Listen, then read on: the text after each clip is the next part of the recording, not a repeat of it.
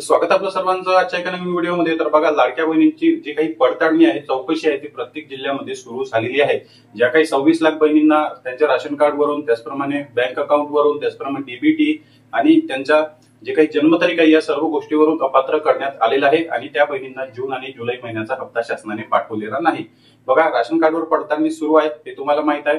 जरी तुमच्या जे काही गावामध्ये आहे, तुमच्या शहरामध्ये पडताळणी सुरू झाली नसेल, अंगणवाडी सेविका तुमच्याकडे आल्या नसेल, तर लगेचच येणार आहे आणि तुमची पडताळणी सुद्धा या ठिकाणी होणार आहे।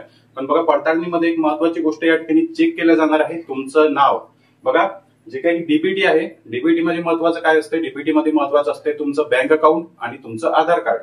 तुमच्या बँक अकाउंटवर आणि तुमच्या आधार कार्डवर नाव सारखं आहे का, हे जे आहे हे या ठिकाणी चेक केल्या जाते आणि हीच पडताळणी जी आहे ते आता तुमच्या डीबीटी डिपार्टमेंट मधून केली जात आहे।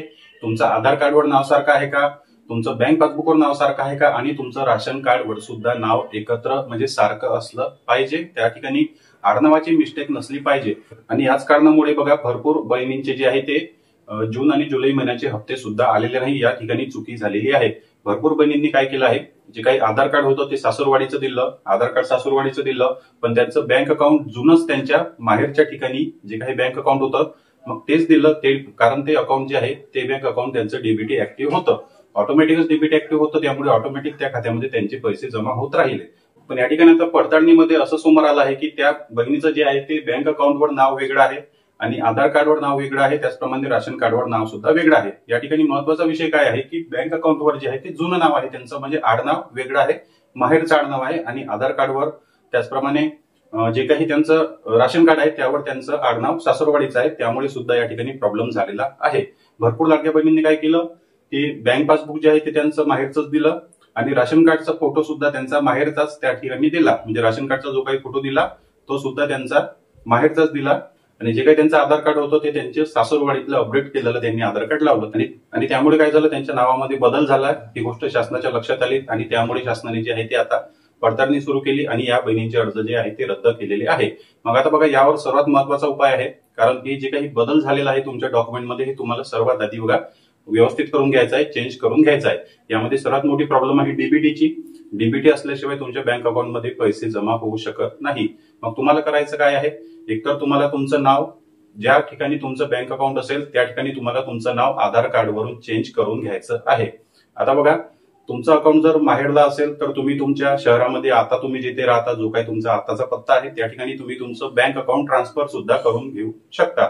स्टेट बँकचं अकाउंट आहे, बँक ऑफ इंडिया आहे किंवा महाराष्ट्र बँक आहे, कोणत्याही बँकेचं अकाउंट असेल तरी तुमचा जिल्हा तालुका गावामध्ये ती जर बँक असेल तर तुम्ही ते अकाउंट आता तुमच्या एरियामध्ये ट्रान्सफर करून घेऊ शकता आणि ऑटोमॅटिक तुमचं नाव सुद्धा त्या ठिकाणी चेंज होईल।